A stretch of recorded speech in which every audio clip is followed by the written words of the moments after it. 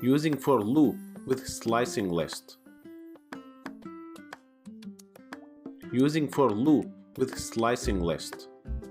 Slices are very important to know it because if you want to create a game, you have to use slices to add the scores of the user or the player each time they finished playing.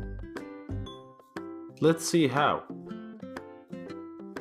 First, we have to go brackets. As you can see here, we have our list OS with its elements. So we want to use for loop with this slicing list.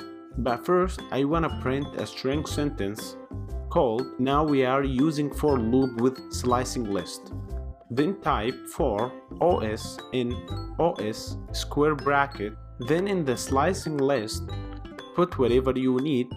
For me, I will put from 0 to 5 as example. Then print OS.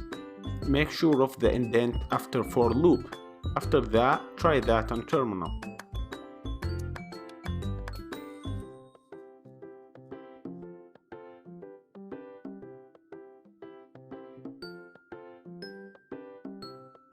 Alright, as you can see here, we got an error in the syntax because we forgot the colon.